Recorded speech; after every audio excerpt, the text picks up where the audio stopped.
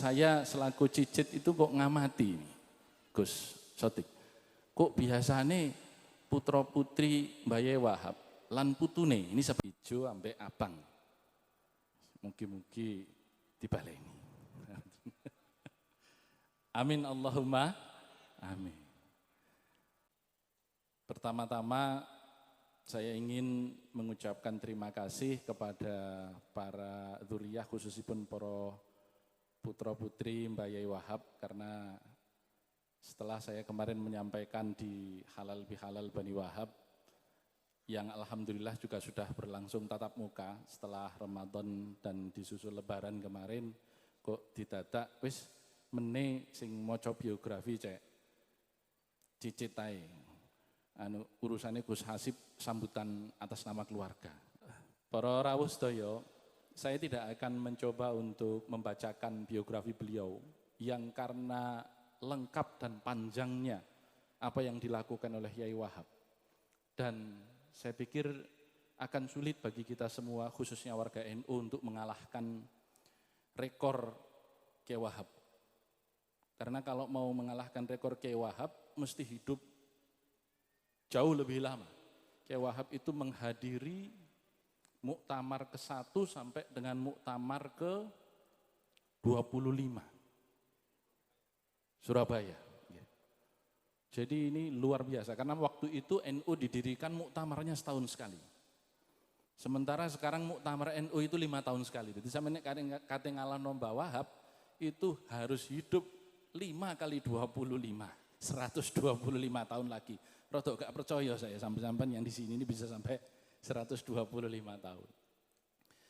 Dan beliau juga adalah seorang pemimpin NU yang tertinggi selaku Rois Am yang terlama. Ini luar biasa. Dari tahun 45 sampai 71. Ini belum ada rekor yang mengalahkan ya Zulfan ya.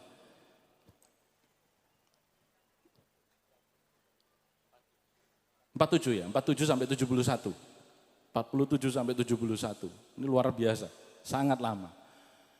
Dan beliau juga seorang pejuang kemerdekaan yang melampaui sekurang-kurangnya 4 fase perjuangan. Mulai dari pra-kemerdekaan, revolusi kemerdekaan, Orde Lama, sampai dengan Orde Baru. Biasanya itu sebelum Orde Baru sudah tamat.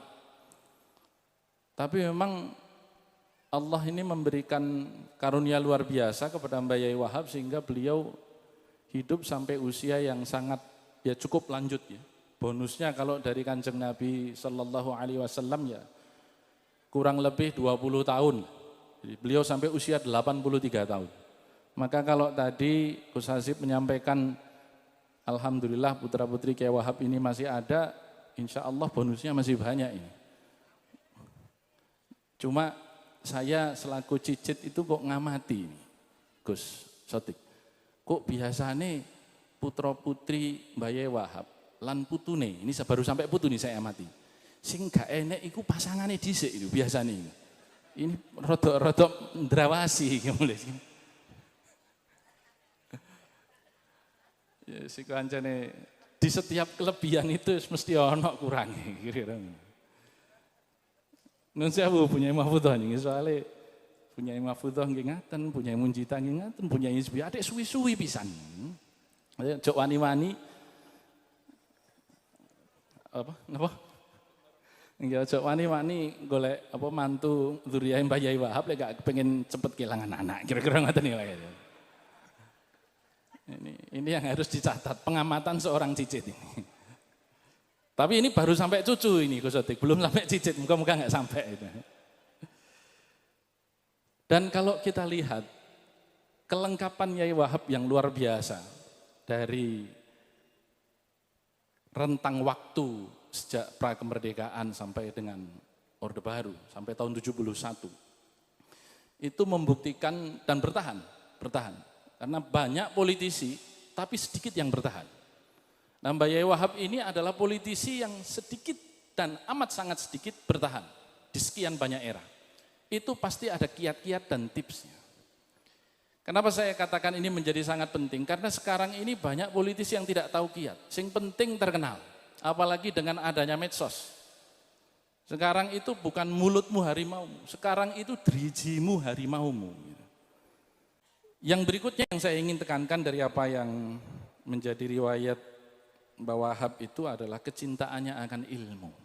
Penamaan Pondok Pesantren Baharul Ulum yang baru pada tahun 1967 kalau di dalam catatan biografi beliau, dari yang dulu pada waktu didirikan awal tahun 1838 oleh Kiai Abdus Salam itu namanya Pondok Selawi. Itu menunjukkan memang kecintaan Kiai Wahab tentang ilmu itu luar biasa. Maka dinamakanlah pondok ini sebagai lautan ilmu. Saking ngakeh ilmu sih mesti dipelajari. Ya sekarang ini banyak orang-orang yang begitu saja langsung terkenal. Saya masih ingat waktu Kiai Mustafa Bisri mengisi acara haul almarhum ayah saya pada waktu itu, Kiai Tullah Mansur di Jogja, beliau itu menceritakan begini. Kiai itu sekarang ada 3 jenis. 1, kiai buatan media.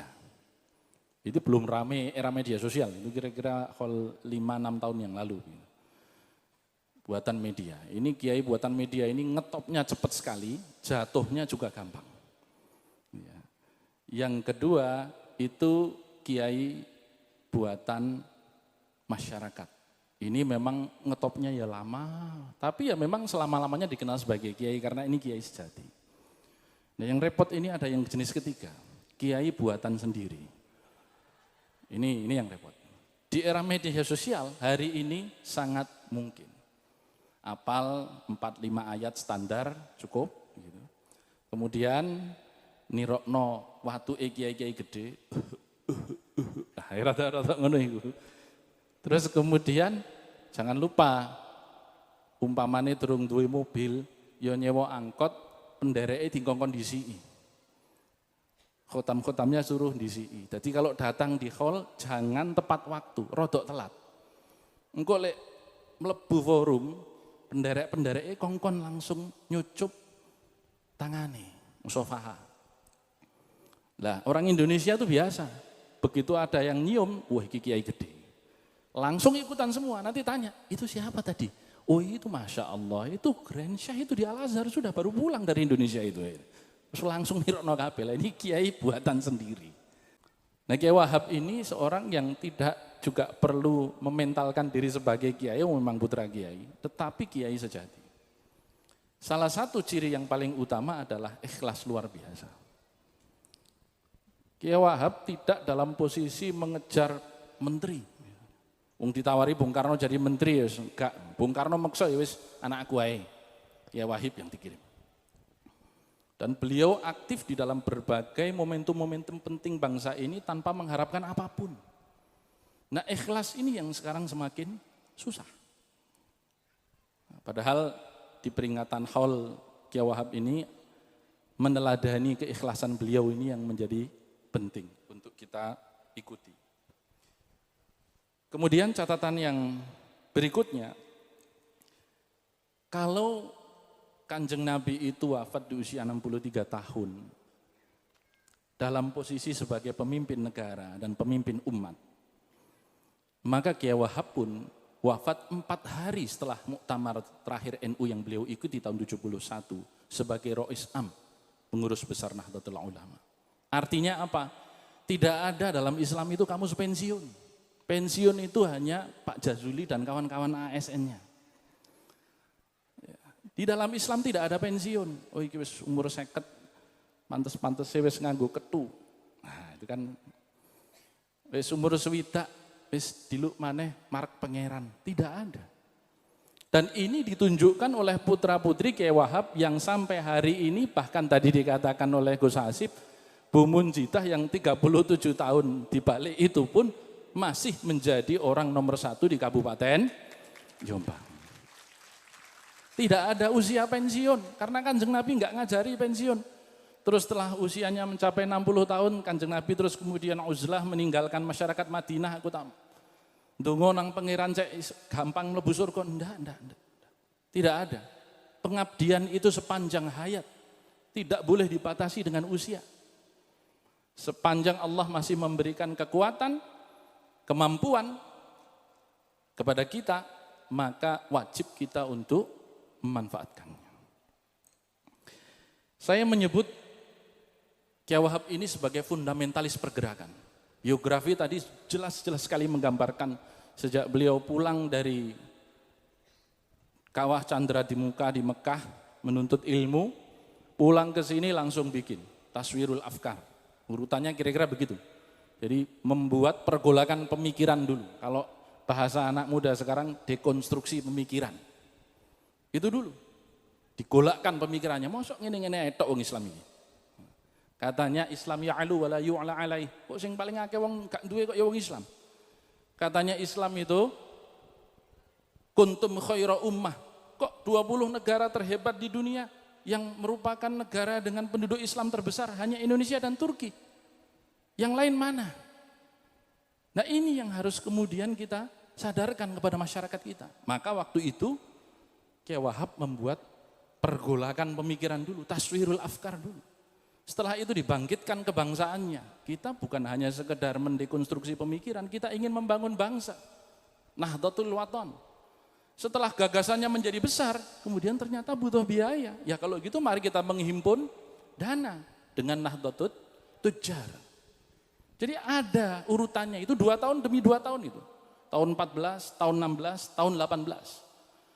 Dan sejak awal tidak pernah Kiai Wahab itu bercita-cita mendirikan NU ini hanya untuk Indonesia. Karena sejak awal NU ini adalah metamorfosis atau perkembangan dari Komite Hijaz. Dan langsung misi pertamanya mengirimkan surat yang minta dijawab saat itu juga. Nah ini, sing pancene PBNU ya rada kuanen ambek Raja Saudi. Jadi minta dijawab saat itu juga kepada utusan kami, kira-kira gitulah bunyi suratnya itu. Itu Kiai Wahab yang ke sana. Jadi sejak awal NU ini didirikan untuk isu internasional. Kenapa? Karena pada dasarnya ketika kita berbicara Islam tidak mengenal sekat-sekat negara. Ketika kita berbicara hablum minan nas juga tidak mengenal sekat-sekat negara. Maka yang dilakukan oleh Kiai Wahab pun ketika beliau kemudian diutus oleh sidang yang kemudian dinamai sebagai Nahdlatul Ulama tanggal 31 Januari di kediaman Kiai Wahab di Surabaya pada waktu itu, misi pertamanya adalah misi internasional, yaitu mempertahankan tempat-tempat bersejarah, utamanya adalah makam Rasulullah Sallallahu Alaihi Wasallam. Jadi saya katakan Kiai Wahab itu adalah fundamentalis pergerakan. Artinya yang tidak pernah diam, terus bergerak.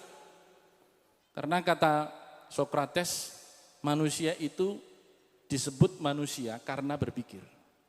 Cogito ergo sum. Karena berpikir maka saya ada. Jadi kalau sampean-sampean itu sempat gak mikir, itu sempat sampean gak dadi menungso. Nah ini hati-hati. Jadi jangan sampai biarkan kita itu ngawang-ngawang, lamun-lamun mulo coro hadis juga kena. Kira-kira gitu.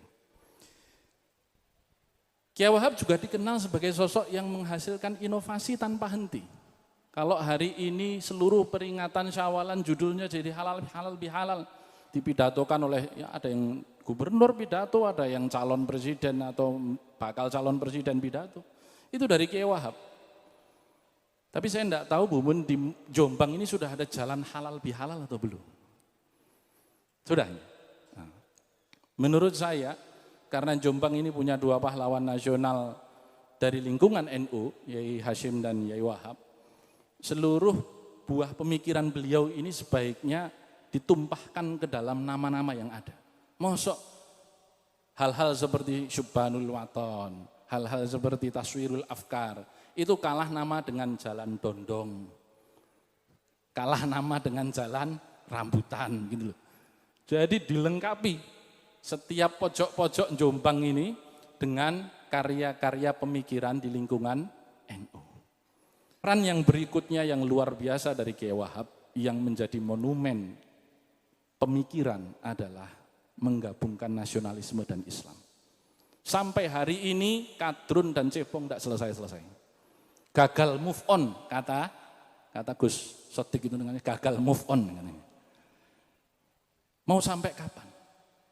Qur'annya jelas, la tajassasu wala yaghtab ba'dukum ba'dha. Ayuhibbu ahadukum ayyakula lahma akhihi maitan fakarihtumu. Mosok dulur gak mari-mari. Musuh kita itu bukan sesama anak bangsa kita. Musuh kita itu yang ada di luar sana. Musuh-musuh Islam adalah orang yang tidak suka Islam tumbuh dan berkembang di Republik Indonesia. Untuk apa kita habiskan waktu mencaci sesama anak bangsa, menghabiskan energi menjelekkan sesama yang akan kita pertanggungjawabkan di hadapan Allah Subhanahu wa taala.